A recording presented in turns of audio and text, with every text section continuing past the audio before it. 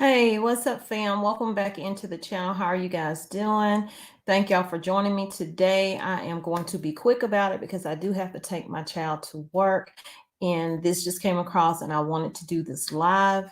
As you enter, please hit that like button, and I am going to get right into it. I wish that I could wait around for people to come in, but I cannot. And this is an impromptu video that I am doing. If you come in while I'm talking, you may have to replay this to see what exactly this breaking news is, and it is going to affect us even worse than we thought it would.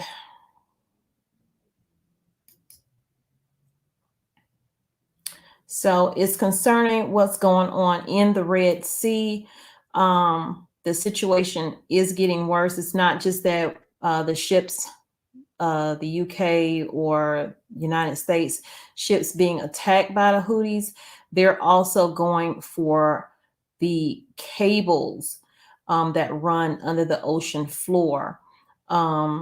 This is affecting ships as we speak, is expected to get worse because they cannot actually work on those cables for another month because of permits and things like that.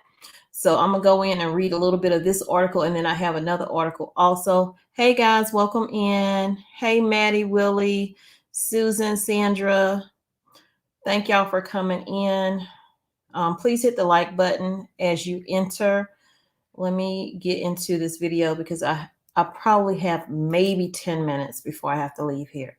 So what's happening right now? Several undersea communication cables in the Red Sea have been cut, affecting 25% of data traffic flowing between Asia and Europe. And you know, these ships, they have to be able to communicate to stay on course, for one, and just to get information back and forth. So it says Hong Kong-based HGC Global Communications said it had taken measures to reroute traffic after 4 of the 15 cables were recently severed. Now, first they were saying they didn't know if these things were accidental, maybe the anchor caught it, but then they remembered there was a piece of information that was floating around from the Houthis showing a map of the underground floor of the ocean and saying that they would be potentially messing with those things and cutting communication that way. So it says the cause is not yet clear because the Houthis are denying it. The U.S. official said it was trying to find out whether the cables were cut deliberately or snagged by an anchor. Last month, Yemen's internationally recognized government warned that the Iran-backed Houthi movement might sabotage the undersea cables in addition to attacking the ships in the sea. So they are still attacking the ships, but this is a whole nother thing that they're doing on top of that. The Houthis, who control much of the western Yemen's Red Sea coast, denied last week that they targeted those cables and blamed U.S. and British military strikes for any damage to them.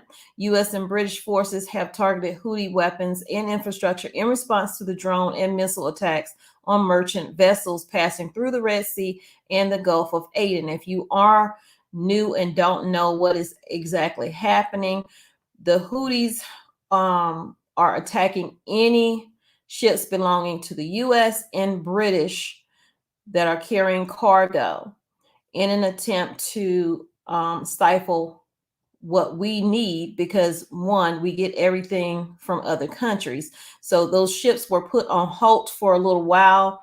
I don't know if they've started back letting them through. A lot of ships were rerouting, going the longer way around.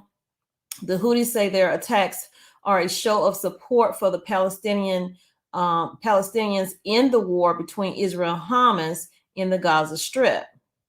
HGC Global Communications said in a statement on Monday that 4 submarine cables in the Red Sea, CCOM, TGN Gulf, Asia, Africa, Europe 1, and Europe India Gateway had been cut in a recent incident.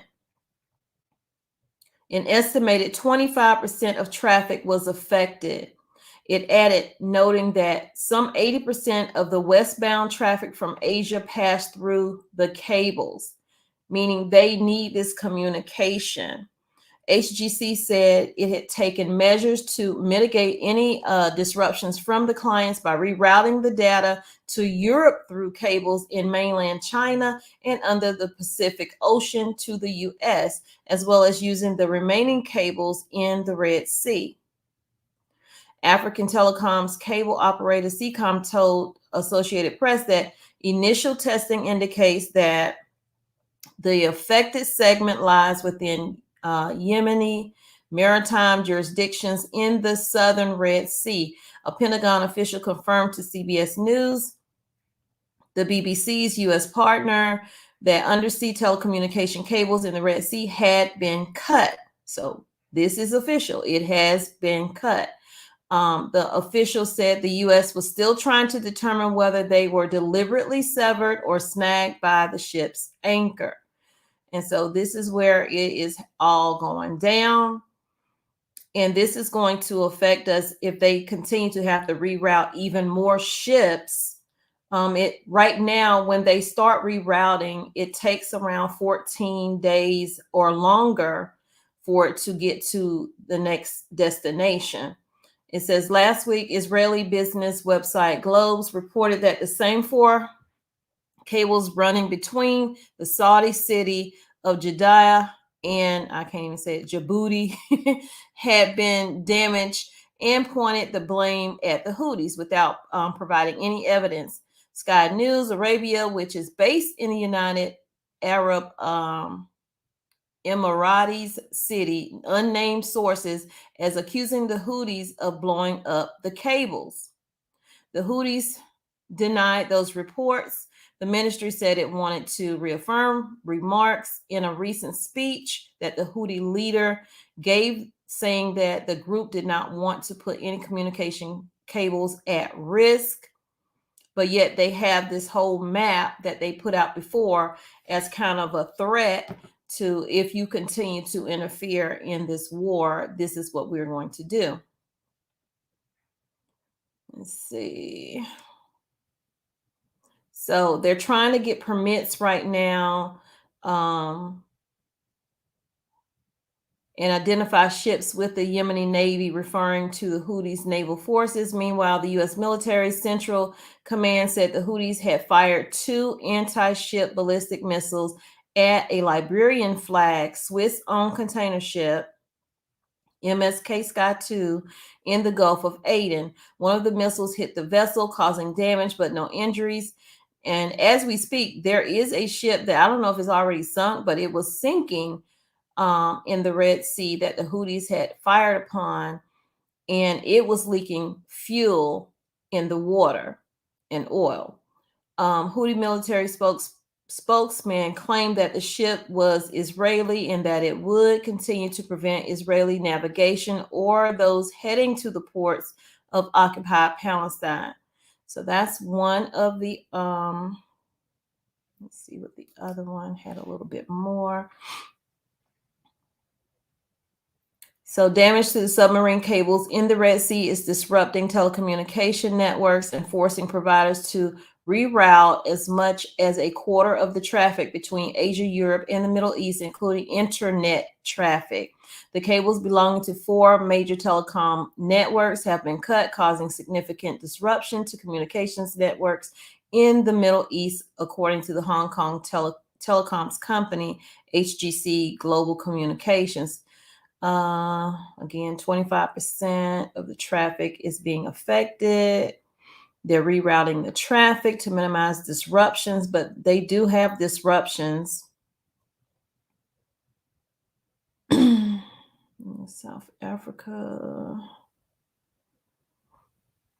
Okay, South Africa-based Seacom, which owns one of the cable systems affected, told CNN that repairs wouldn't begin for at least another month, partly because of the length of time that it takes to get the permits. And they're trying to get the permits a little bit faster, but it's still going to take time for them to, because I mean, it is underwater.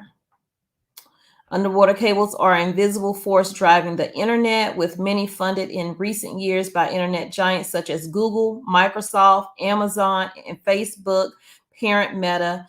Damage to these subsea networks can cause widespread internet outages, as happened following the Taiwan earthquake in 2006. So, guys, be prepared for some disruptions to what I just said, to your Google, to your Microsoft, to your Amazon, your Facebook. Those things may have internet outages down the road if they don't get this repaired. So that's why I really wanted to bring this to you, because this will affect us here. Yes, it's happening over there. And again, what happens across this country will affect us here. We're tied in so many different ways. It's just we're woven into everything right now. The destruction of cables in the Red Sea comes weeks after the official Yemeni government warned of a possibility that the Houthi rebels would target the cables, even though they're saying they didn't do it. The Iranian-backed militants have already disrupted global supply chains by attacking commercial vessels in the crucial waterway. A lot of people I think a lot of people don't believe me when I'm saying that this is happening and shortages are coming, because those shortages are going to come. And I'm not just speaking of food. Anything that we get from other countries, there's going to be shortages of it. So if you can go out now and you have the funds to, say you need air filters. We were talking about this over on Eco Neighbor. If you need filters for your car, whatever you need for your car, extra oil, whatever, get those now. Even Alaska Prepper be talking about, he'll get extra tires, because when there was the rubber shortage, which there probably still is, it was taking longer to get your tires. It was taking longer to get anything that was made with rubber, containers, etc. So stock up, you guys, because this shortage is about to get real hard. And if this continues to happen with them attacking the cables and doing what they're doing, not just attacking the ships, that alone is going to slow up supply getting to the United States and the UK, but it's going to slow up a whole lot more. It's going to be a whole lot more shortages out there. Reports last week from Israeli news outlet Globe suggested that the Houthis had been behind the damage to the cables. Yemeni rebel leader denied the allegations and said that we had no intentions on targeting the cables in the sea. The Houthis have been since blamed by British and U.S. military units operating in the area for the damage, according to reports on Saturday by the rebels' official news agency. CCOM's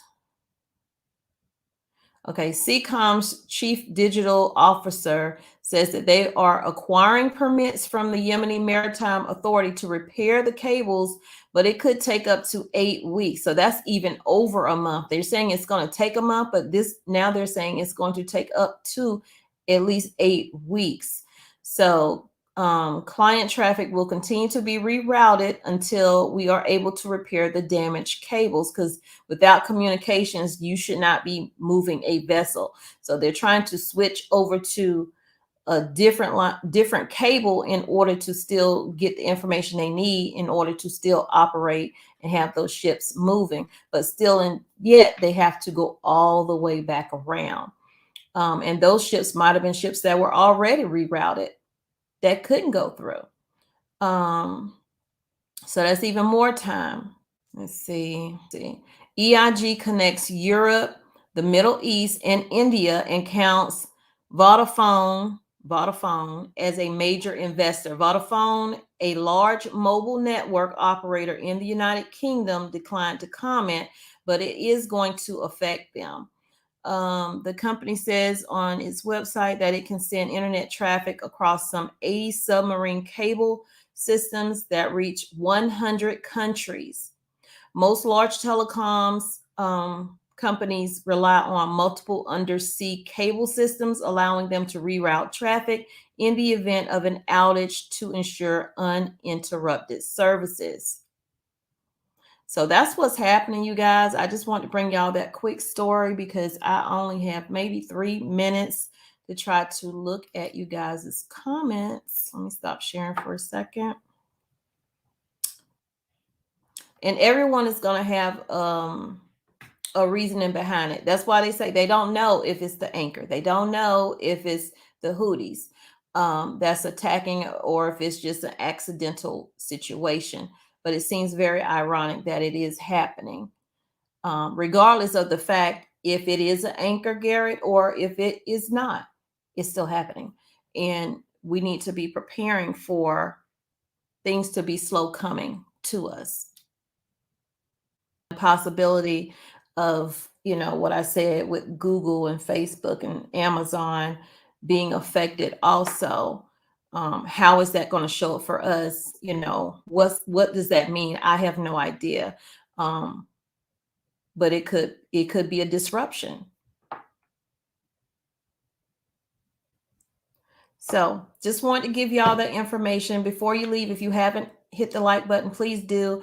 And if you got anything from this video, definitely hit that like button and definitely share it out so others will know exactly what's happening. You're not going to see this on the news. You will have to actually, dig and find some stuff. But it is happening. It's not scary. When you have information, there's no reason to be scared of anything. We cannot live in fear. We have to live in preparedness. So get yourself prepared, get your home prepared. And that's just the mindset that we have to stay in with everything that's happening right now. And then also I saw an article off subject from this is California had released a lot of salmon, like 830 thousand salmon or something. Let me see if I can find it. Okay, so a large number of salmon died, 830,000 to be exact, probably died. They don't know the number for sure. It says a large number of around 830,000 salmon fry released into Northern California's Klamath River are believed to have died after they suffered gas bubble disease. According to the wildlife officials, the condition is caused by a severe change in pressure. It happens as the fish went through the Iron Gate Dam tunnel, which they're now going to shut down and not release anything else through there. They're going to release things downstream because they lost all these fish, which leads me to think that price is already crazy on salmon. Like, I would love some salmon right now, but the prices are just crazy. It says the tunnel and dam of the same name will be removed later this year. Around 830,000 Chinook salmon fry were the first release from the Fall Creek Fish Hatchery, which was a $35 million project that, is in the tank now because of this release. They were released on February 26th. Around 830 fry died. Was not clear how many of them died, but they believe it was a high mortality rate. There's no indication of water quality problems in that particular river, which is almost 270 miles long and travels from Oregon and through Northern California. And other healthy yearling Kuhu and Chinook salmon came from downstream from the dam.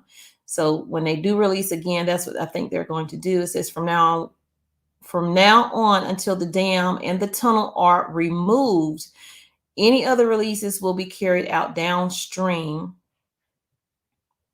That particular river, Klamath River, was once the third largest salmon producing river on the West Coast, and dams contributed to the decline since then. So just wanted to let you know, price of salmon is going to go up as well. Prices of everything is going up, but this whole situation with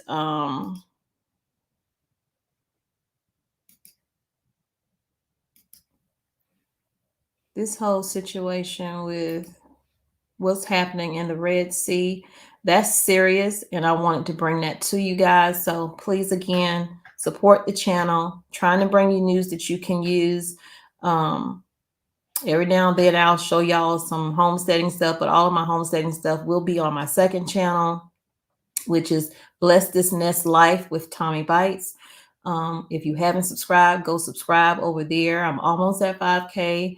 And I'm excited about that because that was a slow growing channel, but everything happens when it's supposed to happen in God's timing.